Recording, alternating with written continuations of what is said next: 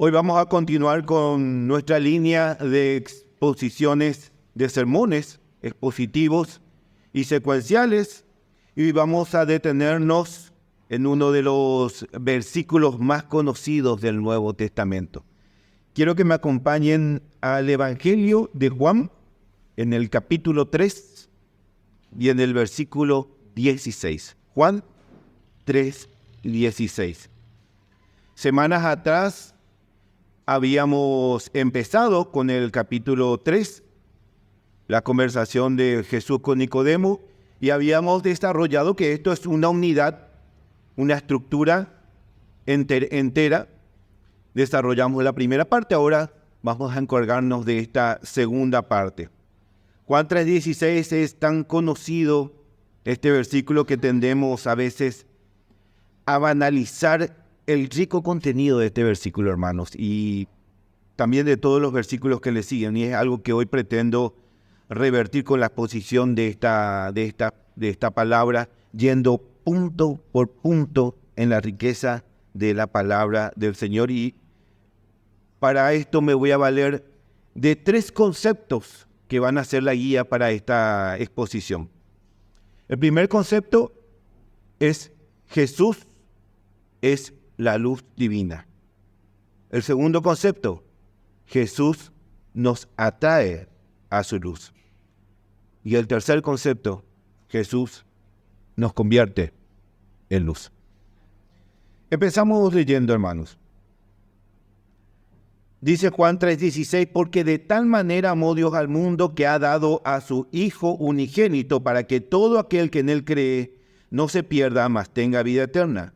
Porque no envió Dios a su Hijo al mundo para condenar al mundo, sino para que el mundo sea salvo por él. El que en él cree no es condenado, pero el que no cree ya ha sido condenado porque no ha creído en el nombre del unigénito Hijo de Dios. Y esta es la condenación, que la luz vino al mundo y los hombres amaron más a las tinieblas que a la luz, porque sus obras eran malas. Porque todo aquel que hace lo malo aborrece a la luz y no viene a la luz para que sus obras no sean reprendidas. Mas el que practica la verdad viene a la luz para que sea manifiesto que sus obras son hechas en luz. ¿Amén? Bueno, lo primero que tenemos que entender es por qué este texto empieza diciendo ¿por qué? Porque de tal manera amó a Dios al mundo. Y la respuesta está en el contexto de este pasaje, versículo más arriba, como le venía diciendo, Jesús está evangelizando a un fariseo, a Nicodemo. Y le está demostrando que le es necesario nacer de nuevo, no con un nacimiento físico, sino con un nacimiento espiritual. Un nacimiento que no depende de sus obras y de sus logros, sino de un nacimiento que viene de arriba, un nacimiento que es en el Espíritu. En el versículo 7 del capítulo 3, Jesús le explica a Nicodemo: no te maravilles de lo que te dije, es necesario nacer de nuevo. El viento sopla de donde quiere y oye su sonido, mas ni sabes de dónde viene ni a dónde va. Así es todo aquel que es nacido del Espíritu. Jesús le exhibe su verdadera condición a Nicodemo. Y luego en el versículo 14 le presenta la solución. Y como Moisés levantó la serpiente en el desierto, así es necesario que el Hijo del Hombre sea levantado, para que todo aquel que en él cree no se pierda, mas tenga vida eterna. Y por la separación de la Biblia y de los títulos de los versículos, normalmente las enseñanzas sobre este pasaje se detienen en este versículo. Pero en realidad la conversación con Nicodemo continúa, no termina ahí, sino que continúa. Y Jesús sigue hablando con Nicodemo, y es así que llegamos a estos versículos que estamos hoy analizando, que hoy estamos exponiendo esta mañana.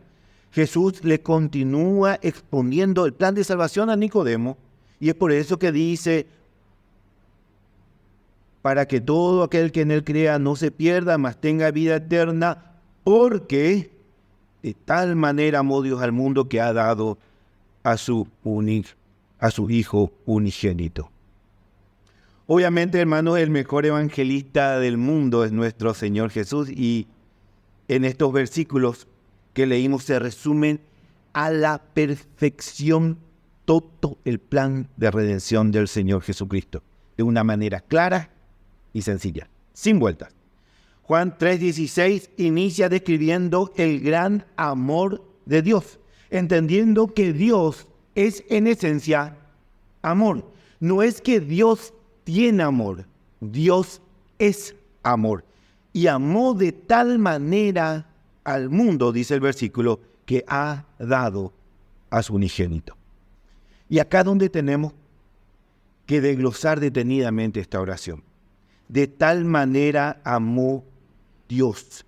Dios amó tanto al mundo que entregó lo más preciado que tenía, a su unigénito. Amó Dios al mundo. Y no se está refiriendo al planeta en sí mismo. No está hablando de que de tal manera amó Dios a la tierra. Cuando se refiere al mundo, está hablando de ese enorme grupo de personas que la palabra de Dios describe como sus enemigos. Dios amó de tal manera a sus enemigos, al mundo. Dios amó tanto a su creación, te amó tanto, tanto que aun siendo que vos le rechazabas y huías de él, que vivías blasfemando su nombre, él aún así envió a su Hijo para que pague con su vida por tus pecados. Por tus pecados y de todos aquellos que creen en su nombre. Y hermanos, es el condicionante, el único condicionante. Dios amó tanto al mundo de tal manera que entregó a su Hijo, pero con un condicionante. Deben creer en su nombre. En el versículo 17 dice que Jesús vino para salvación y no para juicio, porque no envió Dios a su Hijo al mundo para condenar al mundo, sino para que sea salvo por él. Pero esa misma obra que fue hecha para salvación es la que provoca la sentencia en todos aquellos que rechazan el regalo inmerecido de la gracia. Y esto es lo que afirman los versículos siguientes. El que en él cree no es condenado, pero el que no cree ya ha sido condenado porque no ha creído en el nombre del unigénito Hijo de Dios. ¿Se dan cuenta, hermanos, de que acá no hay medias tintas? O es blanco o es negro. O es blanco o es negro. Acá no hay color gris. O crees en su nombre y sos salvo, o ya estás condenado. No hay otro camino, no hay otra alternativa, hermanos, en la que podamos ser salvos. Nosotros no podemos labrar nuestro propio camino delante del Señor. Y atentos a este detalle. No es que uno al rechazar a Cristo se le dicta sentencia en su contra. No. Nosotros desde que nacimos, hermanos, hemos nacido en condenación. En condenación. Cada ser humano, sea hombre, sea mujer, sea adulto, niño, anciano, al nacer, nace con el pecado y en condenación. Salmo 51:5 dice: He aquí, en maldad he sido formado y en pecado me concibió mi madre. Romanos 5:12 dice: Por tanto, como el pecado entró en el mundo por un hombre, y por el pecado la muerte, así la muerte pasó a todos los hombres por cuanto todos pecaron. Hermanos, la sentencia de nuestra condenación es parte de nosotros, está en nuestro ADN. Pero es Jesús quien viene y lleva nuestra sentencia.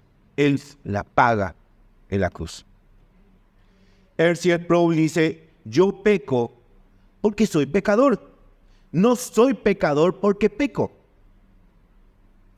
Repito, yo peco porque soy pecador.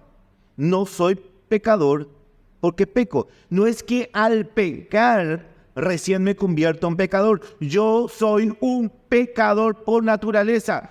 Y esa naturaleza se manifiesta en mi deseo de pecar. Yo nací siendo pecador. No es que yo me convierto por el camino en un pecador. Esa sentencia ya está en mí.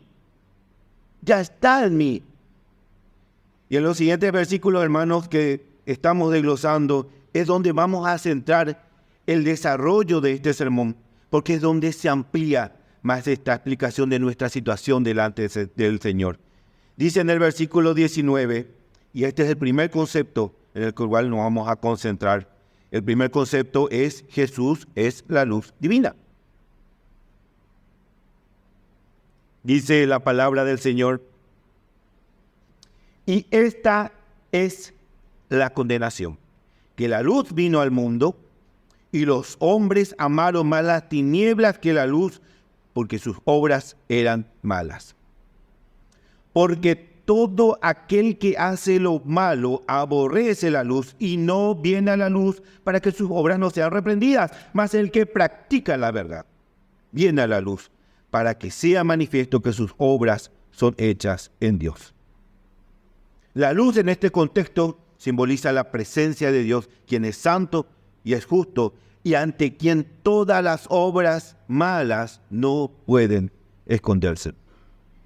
¿Saben que el Evangelio de Juan es el que más hace referencia a Cristo como la luz divina? En Juan 1, del 4 al 9, en este pasaje inicial, se presenta a Jesús como la luz verdadera que ilumina a todo el mundo. En él estaba la vida, dice la palabra del Señor, y la vida era la luz de los hombres. La luz en las tinieblas resplandece, y las tinieblas no prevalecieron contra ella. Hubo un hombre enviado de Dios, el cual se llamaba Juan. Este vino por testimonio, para que diese testimonio de la luz, a fin de que todos creyesen en él. No era la luz, sino para que diese testimonio de la luz. Aquella luz verdadera que alumbra a todo hombre venía a este mundo. Con esto inicia el Evangelio de Juan. Juan 8:12 dice: yo soy la luz del mundo. El que me sigue a mí no andará en tinieblas, sino que tendrá la luz de la vida. En Juan 9:5 Jesús se asocia con la luz al sanar a un ciego. Mientras estoy en el mundo, yo soy la luz del mundo. En Juan 12:46 nuevamente Jesús se identifica como la luz. Dice: yo, la luz, he venido al mundo para que todo aquel que cree en mí no permanezca en tinieblas. ¿Cuál es el factor común de todos estos versículos? Además de que Jesús se identifica como la luz. Bueno, también presenta el impacto que tiene la luz. El impacto que provoca la luz. ¿Qué provoca la luz? Disipa las tinieblas y permite visibilizar todo. Todo queda expuesto, hermanos, ante la luz. Juan nos muestra en todo su evangelio el contraste entre dos situaciones opuestas: la luz y la oscuridad. Y muestra a Jesús como la luz que no solo está presente, sino que vence a la oscuridad, que vence a las tinieblas. Y esta situación, esta ilustración de Jesús como la luz, no se circunscribe solamente al Evangelio de Juan. Desde el comienzo de la creación, la palabra de Dios nos muestra cómo la luz vence a las tinieblas. La primera obra en la creación fue la luz. En Génesis 1:3, y dijo Dios: sea la luz, y fue la luz, y vio Dios que la luz era buena, y separó Dios la luz de las tinieblas. En el segundo libro de Samuel, en el capítulo 22, en el versículo 29, dice: tú eres mi lámpara, oh Jehová, mi Dios alumbrará mis tinieblas. Salmo 27:1, Jehová es mi luz y mi salvación. ¿De quién temeré? Jehová es la fortaleza de mi vida. ¿De quién he de tener miedo? La luz, hermanos, juega un papel fundamental desde la creación misma. Poco, hermanos, se puede hacer en la oscuridad. El hombre necesita de la luz. La luz es buena. La luz invade todo. La luz revela todo. Deja todo expuesto. Pero eso es también un problema. Porque todo queda expuesto. Todo. Lo bueno y también lo malo. Había un spot publicitario bastante antiguo de una marca de fideos, donde con una animación infantil relataba vivencias típicas de una familia para promocionar sus productos. Y uno de estos videos se desarrolla en el fregadero, en el lavadero de una cocina llena de platos, ollas y cubiertos sucios que obviamente debían ser lavados. Y parado al lado de esta pila de cubiertos sucios estaba la mamá, la madre de familia, que tenía la responsabilidad de lavar esos cubiertos. Pero entonces, en un arranque humorístico, ella apaga la luz, queda toda a oscuras y en medio de la oscuridad dice, limpio. Prende la luz, ve toda la pila de cubiertos sucios y dice, sucio. Apaga la luz, limpio. Prende la luz, sucio. Y así constantemente hasta que el foco se quema. El mensaje es algo así como ojo que no ve, corazón que no siente, ¿verdad? Si no veo la pila de trabajo que tengo por delante, no existe. Si no veo mi condición de suciedad delante de Dios, tampoco existe. Pero eso, hermanos, es un engaño. Eso, hermanos, es un engaño para uno mismo. Porque la pila de cubiertos está ahí con luz y sin luz. Y nuestros pecados están ahí con luz o sin luz. Solo que intentamos negar su existencia. Con este relato, hermanos, trato de ilustrar lo que Juan señala en los versículos cuando dice que la luz vino al mundo y los hombres amaron más las tinieblas que la luz, porque sus obras eran malas.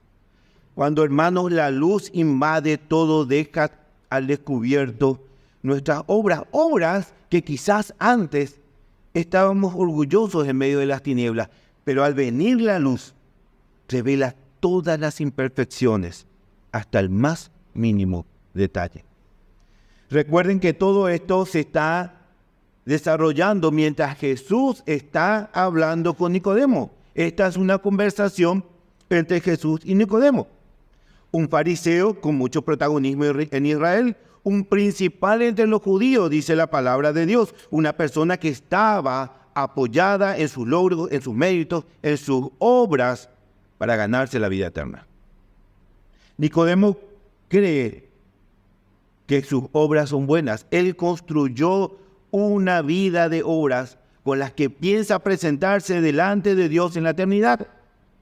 Pero ahora Jesús le está mostrando que sus obras en realidad son malas y no tienen mérito alguno para su salvación. Sus obras están siendo expuestas a la luz. Un profesor pidió a sus alumnos de arte que pinten un cuadro en total oscuridad, solo iluminado por una luz de una vela que estaba a unos 4 metros de distancia. Hicieron su mejor esfuerzo en medio de las penumbras y luego todos los cuadros de los alumnos fueron llevados a una sala bien iluminada, donde estos alumnos descubren que en realidad habían hecho horrores de arte en lugar de obras de arte. Esto hizo el profesor para que entiendan la importancia de la luz viendo el resultado en sus obras. Bueno, del mismo modo, Jesús revela que nuestras obras hechas en las tinieblas, obras que allí en medio de la oscuridad nos parecían perfectas, al ser confrontadas con la luz de Cristo, hermanos, que han evidenciado los errores que hicimos, los horrores que hicimos. Al sacar nuestras obras a la luz, nos escandalizamos de lo que hicimos, hermano. ¿Y saben qué pasa? Que no nos gusta que nos muestren nuestras aberraciones. Porque un corazón orgulloso está satisfecho de ellas. Aunque sean un mamarracho, están satisfechos de esas obras. Porque todo aquel que hace lo malo aborrece la luz y no viene a la luz para que sus obras no sean reprendidas. Al quedar expuesta por la luz, hermanos, nos damos cuenta de que somos malos, que todo lo que hicimos solo nos lleva a condenación y que la obra que consideramos buena son como trapo de inmundicia delante del Señor. Entonces preferimos rechazar la luz. Así como la mamá en este video publicitario que les mencioné recién, negamos la luz como si fuera que eso disolviera nuestras malas obras. Si no las veo, no están ahí. Si las veo en la oscuridad, hasta incluso parecen lindas. Si vienen a la luz, van a ser confrontadas, van a ser reprendidas. Así que yo prefiero negar la luz y esa es la condenación. Porque hay dos verdades ineludibles, hermanos. Que la luz está y tus obras también. Que uno quiera taparse los ojos no quiere decir que el sol no existe, hermanos. Y esto no es nuevo. El hombre desde que cayó en el jardín del Edén huye de la luz. Adán y Eva, al ver sus obras de pecado, al oír que Jehová se acercaba, ¿qué hicieron? Huyeron, se escondieron. No querían que Dios vea sus obras. No querían que sus obras queden expuestas delante de Él. Pero hay una salida, hermanos. Hay una salida. Aceptar la luz y aceptar que nuestras obras son malas. Y acá es donde este texto nuevamente se entrelaza con la primera parte del relato con Nicodemo, cuando le dice Jesús que le es necesario nacer de nuevo por la obra del Espíritu. Porque fíjense en este detalle. ¿Qué dice el versículo 20? El que practica las malas obras, dice el versículo, no viene a la luz para que sus obras no sean reprendidas. Pero en el versículo 21, que debe ser el contraste a las obras malas, no dice el que practica las buenas obras viene a la luz. No. Dice, más el que practica la verdad viene a la luz, para que sea manifiesto que sus obras son hechas en Dios. El que practica la verdad viene a la luz. Juan, ¿no debería decir acá que el que practica las buenas obras viene a la luz? El que practica las malas obras rechaza la luz y el que practica las buenas obras viene a la luz. No debería ser así, pero dice el que practica la verdad viene a la luz. Pero Juan no podía escribir que el hombre tiene buenas obras. ¿Saben por qué? Porque el hombre no tiene buenas obras. El hombre no tiene buenas obras, ni una sola buena obra es delante de los ojos de nuestro Creador y soberano y perfecto. Porque todo lo que hacemos, hermanos, está cargado de pecado. Todo lo que hacemos está cargado de maldad. Entonces, no podemos traer nuestras obras. Nosotros a la luz traemos las obras que son hechas en Dios, dice la palabra. Delante de la luz, nosotros ya no presentamos nuestras obras, sino la obra de Jesús. ¿Pero es que acaso Jesús no es la luz? Entonces ya no presentamos nuestras obras, sino que presentamos a Dios la obra de Jesús, que es la luz. Básicamente sí y completamente sí. El que practica la verdad viene a la luz. Si usted viene a Cristo a la luz, es porque practica la verdad y sus obras son hechas en Dios. ¿Y sabe quién es el que puso ese deseo en usted para que abandone sus malas obras y venga a la luz? Jesús. Juan 16:7 dice, Pero yo os digo la verdad, os conviene que yo me vaya, porque si no me fuera, el Consolador no vendría a vosotros, mas si me fuere, os lo enviaré. Y cuando Él venga, convencerá al mundo de pecado, de justicia y de juicio. Es Jesús quien lo atrae, quien pone en usted el Espíritu Santo, quien atrae con convicción de pecado, quien lo expone a la luz y le permite reconocer que sus obras son malas. Y este es el segundo concepto que vamos a resaltar. Jesús nos atrae a la luz. Jesús nos atrae a la luz. Fíjense en esta combinación de hechos. Jesús es la luz y el que practica la verdad viene a la luz. ¿Y quién se presenta en las Escrituras también como la verdad? Jesús. En Juan 14:6 dice: yo soy el camino y la verdad y la vida. Nadie viene al Padre sino por mí. En Juan 1:14 dice, se afirma: y el Verbo se hizo carne y habitó entre nosotros y vimos su gloria, gloria como del unigénito del Padre, lleno de gracia y de verdad. Esta frase describe a Jesús, hermanos, como la encarnación de la palabra de Dios y la personificación de la verdad divina. En 1 Juan 3:16 dice: en esto hemos conocido el amor en que Él puso su vida por nosotros. También nosotros debemos poner nuestra vida por los hermanos. El que tiene bienes en este mundo y ve a su hermano tener necesidad y cierra contra él su corazón, ¿cómo mora el amor de Dios en él? Hijitos míos, no amemos de palabra ni lengua, sino de hecho y en verdad.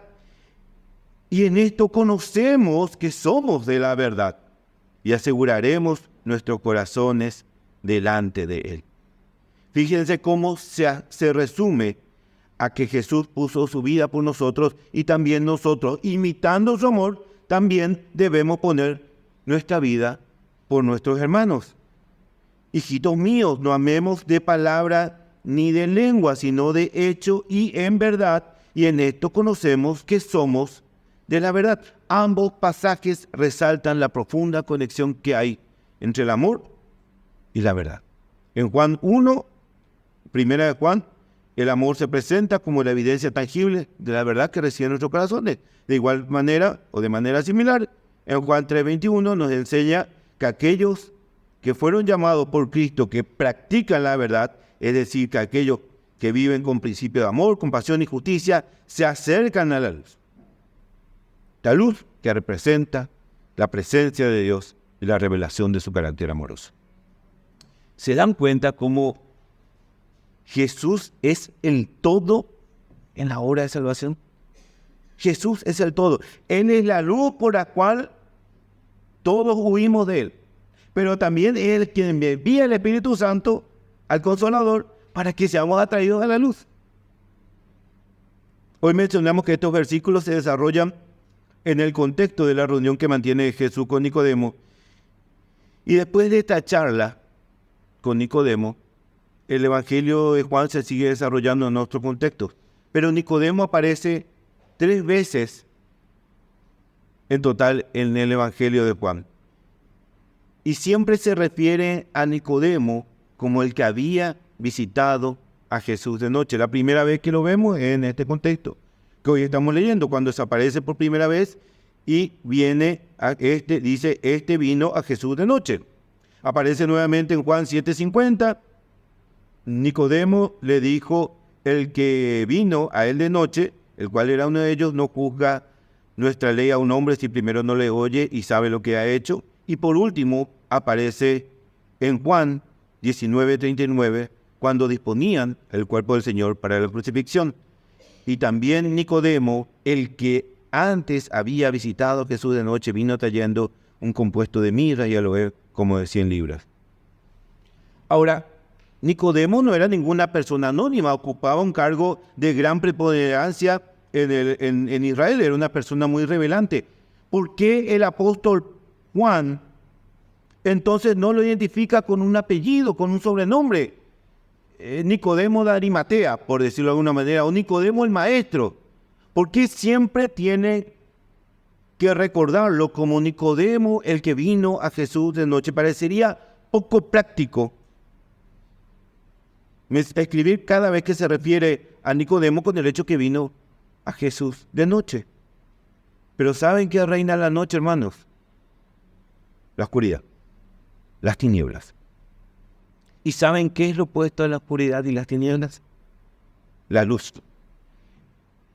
La luz, y con la luz cierra este pasaje de Juan. Entendemos por estos versículos que leímos recién, hermanos, que Nicodemo incluso fue uno de los que se encargó de sepultar a nuestro Señor Jesucristo tras su crucifixión. Y la tradición popular dice que fue un ferviente cristiano en los primeros años de la iglesia. Nicodemo, hermanos, se encontró con la luz. Y todas sus obras, como fariseo, como maestro, como figura representativa de Israel, sus méritos y sus logros, todo quedó expuesto ante la luz. Y aquello que en las tinieblas le parecían meritorias de un lugar en la eternidad quedaron al descubierto. Quedaron al descubierto como obras malas ante la luz gloriosa de nuestro Señor. Y Nicodemo amó la luz, hermanos, porque ya no trajo sus obras, ya no trajo sus méritos, sino que trajo las obras de Cristo, las obras de Jesús ante Dios. Y esta es la condenación, que la luz vino al mundo, y los hombres amaron más las tinieblas que la luz, porque sus obras eran malas. Porque todo aquel que hace lo malo aborrece la luz y no viene a la luz para que sus obras no sean arrepentidas, mas el que practica la verdad viene a la luz para que sea manifiesto que sus obras son hechas en Dios. Usted sabe, hermanos, que usted tampoco vino a la luz porque sus obras eran buenas. Usted vino a la luz porque la luz vino a este mundo y lo atrajo a usted.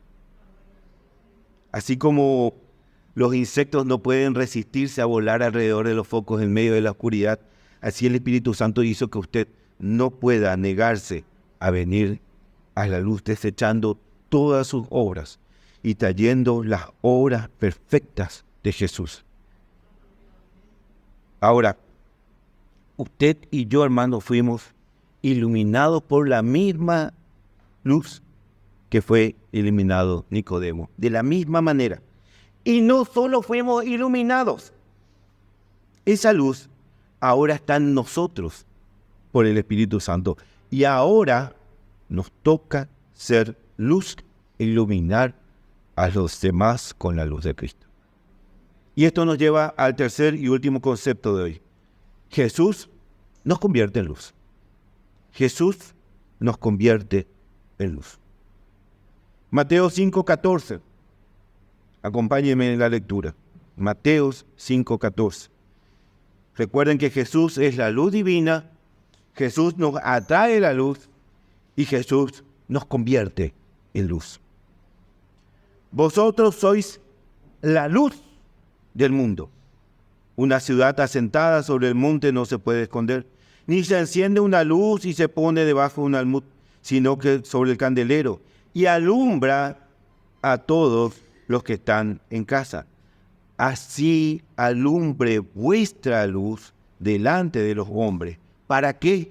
Para que vean vuestras buenas obras y glorifiquen a vuestro Padre que está en los cielos.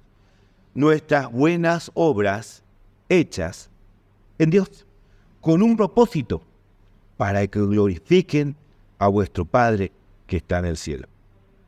Ahora, nosotros, hermanos, tenemos esa luz y debemos andar en luz, siendo luz para los demás. Ser luz en el mundo significa que no solo somos receptores de la luz, sino que también somos datores de esa luz. Iba a usar la ilustración de un espejo en el sol que refleja la luz, pero esta ilustración no sirve, hermanos. No sirve porque el espejo no tiene luz propia.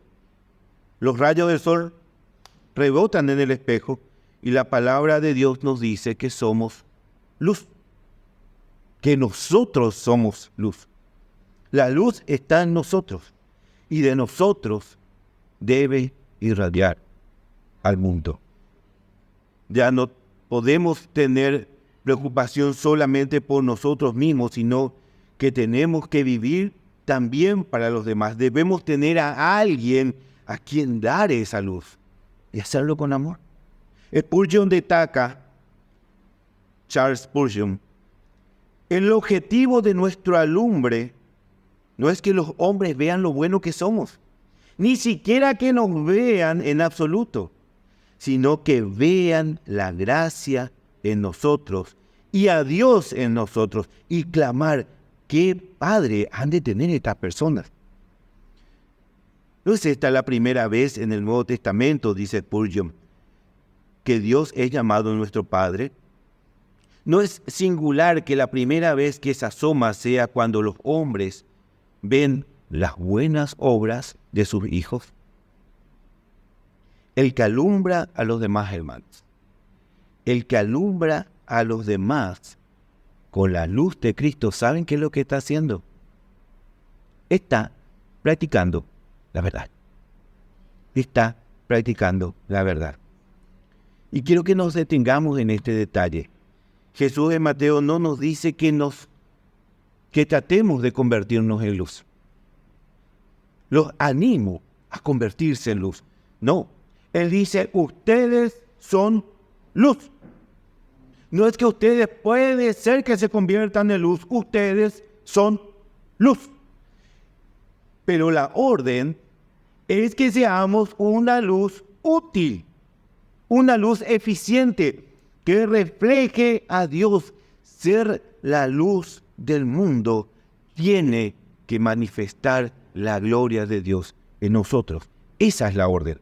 No es un pedido, no es un ruego, es una orden, un mandato de nuestro Señor, nuestro Salvador, que nosotros tenemos que cumplir, hermanos. Usted recibió un regalo enorme con una misión. Con una misión. Y usted debe cumplir con su misión. Presentar la luz de Cristo al mundo. Y esperar a que una vez acabada la obra, podamos estar en presencia de la luz perfecta por toda la eternidad. Donde ya no habrá sombras ni tinieblas, sino que la luz de del Todopoderoso va a cubrir cada rincón de la ciudad eterna en la eternidad. Apocalipsis 21, 23. Apocalipsis 21, 23 dice, la ciudad no tiene necesidad ni de sol, ni de luna que brillen en ella. ¿Por qué? Porque la gloria de Dios la ilumina y el Cordero es su lumbrera. Y las naciones que hubieren sido salvas andarán a la luz de ella, y los reyes de la tierra traerán su gloria y honor a ella. Sus puertas nunca serán cerradas de día, porque allí no habrá noche. Y llegarán y llenarán la gloria y la honra de las naciones a ella.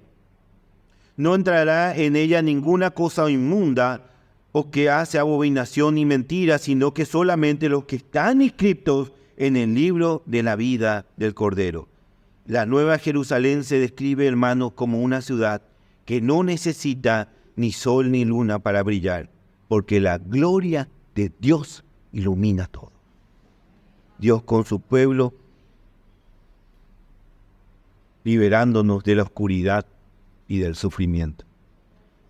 Providencialmente el himno que hoy abría esta reunión decía, ya no habrá necesidad de la luz y el resplandor, ni el sol dará su luz, ni tampoco su calor.